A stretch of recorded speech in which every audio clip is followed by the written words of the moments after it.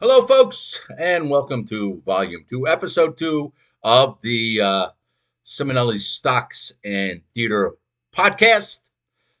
Today, coming from, and it is Monday, I usually do them on Tuesday, but we are currently at the Animal Kingdom on a mini vacay, the Muse and I. We were sitting right opposite me in his camera shy. Say hello, Muse. See, that's the Muse, Lori.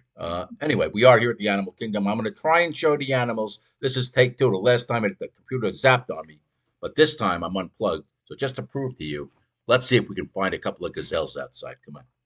Just me, you, and the gazelles. Here we go. Nice and slow so you don't get this. Here's the room. Nice and slow so you don't get dizzy. Dizzy at Disney.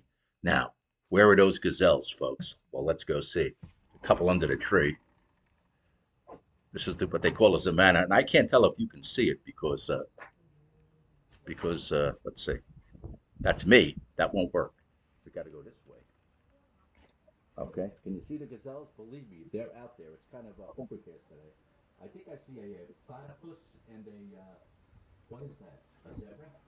As they say, zebra. A zebra, as they say in South Africa. And speaking of South Africa, it's time for our stocks that we were recap from last week. Remember, I told you I bought Jumia last week, which is a stock, the South African Amazon. And today is Monday, October 6th, and it's after the market closed. So remember, Jumia, I paid 11.86. It closed at, I paid $3.16. It closed at 11.86 today. Rig, I paid $2.93. It closed at 3.43. And Plug Power, folks, wait for it. And I hope none of you remember I told you these are speculative. I hope you didn't go run out and buy them last week and make a nice percentage gain if you bought last Tuesday. But Plug Power, which I paid $1.20 for and was about 3.10 last week, closed at $4.13. So there's that. Anyway, I don't have the other ones I told you about last week because I am away from my regular office. I don't have the data, but I just gave you an update on those three.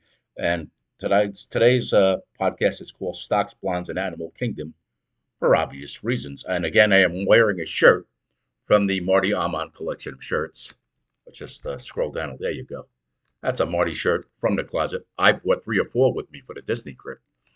So I'll be wearing one of these in Epcot tomorrow. Anyway, what I want to tell you about is a little bit about the stock market before we get into some theater stuff.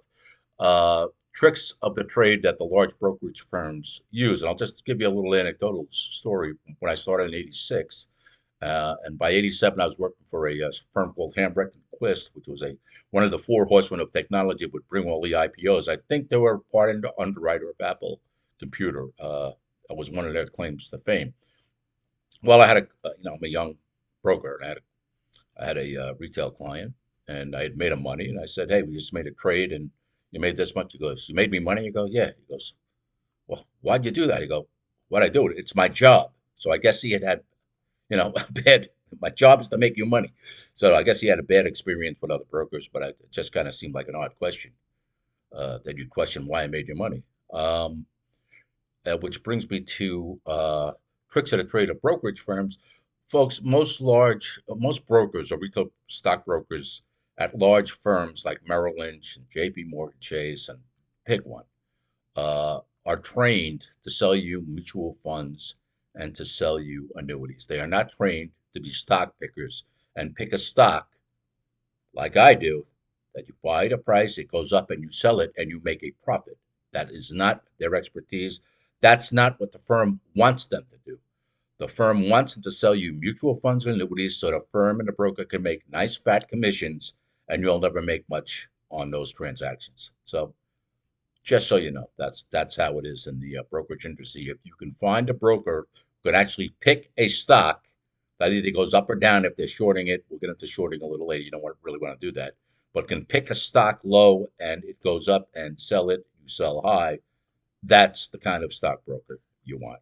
You can always buy a piece for a mutual fund in your IRA or blah blah blah, and even then you should be buying segment funds.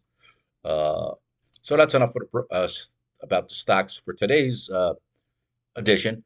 And as I said, if you want to comment and tell me what stocks you own, I'll do a mini Jim Cramer because I kind of look like him, right?